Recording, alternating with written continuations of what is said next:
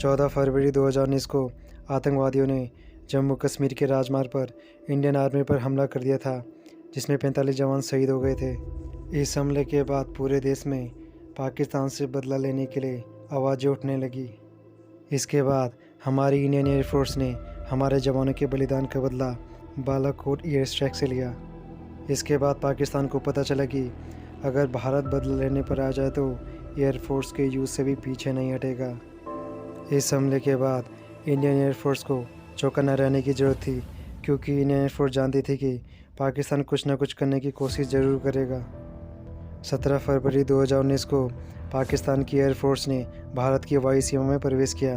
वे कुछ बड़ा करना चाहते थे, लेकिन वे कुछ भी ना कर सके। विंग कमांडर अभिनंदन वर्धमान ने जब देखा कि पाकिस्तान के फाइटर प्लेन्स भारत की वायु सीमा में घुस चुके हैं, तो वे अकेले ही पाकिस्तान के 24 फाइटर प्लेन का पीछा करने लगे। इंडियन एयरफोर्स के कंट्रोल रूम से अभिनंदन को कहा गया कि वे ना जाएं, लेकिन अभिनंदन ने कहा, नहीं, ये मेरा शिकार है। इसके बाद अभिनंदन ने पाकिस्तान के F-16 का पीछा करना शुरू कर दिया। F-16 में बैठा पाकिस्तानी पायलट सोच रहा था कि अभिनंदन का सेकंड जनरेशन प्लेन क्या कर सकता है।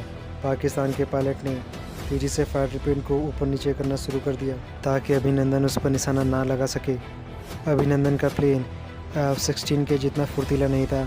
इसके बाद भी अभिनंदन ने अपने प्लेन का मुंह आसमान की तरफ करके एक मिसाइल फायर कर दी, जिसने पाकिस्तान के F-16 को हिट कर दिया और अभिनंदन का प्लेन क्रैश हो गया और अभिनंदन प्लेन से इंजेक्ट होकर पाकिस्तान में उतर गए।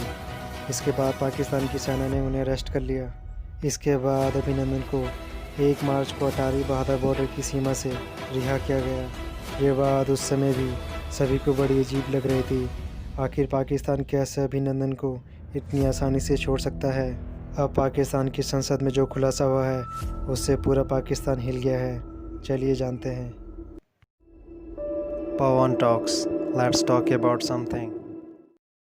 अयाज सादिक ने पाकिस्तान की संसद में खुलासा किया है कि अभिनंदन की रिहाई को लेकर प्रधानमंत्री इमरान खान और विदेश मंत्री शाह महमूद कुरैशी खौफ में थे। उन्होंने यह खुलासा भी किया कि पाकिस्तान के विदेश मंत्री शाह महमूद कुरैशी के पैर बैठक के दौरान कांप रहे थे और उनके माथे पर पसीना भी आ रहा था। वे सभी को यह कहकर डरा रहे थे कि अगर हमने अभिनंदन को नहीं छोड़ा तो भारत हम पर हमला कर देगा।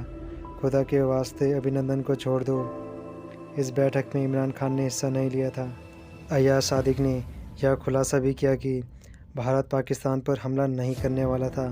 वे सिर्फ पाकिस्तान की सरकार को डरा रहे थे।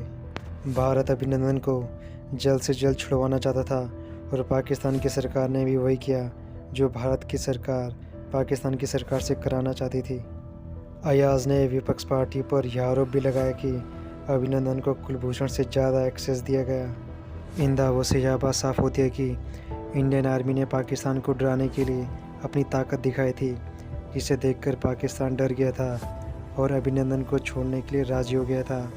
वरना पाकिस्तान जल्दी से अभिनंदन को छोड़ने के लिए राज़ी नहीं हो सकता था।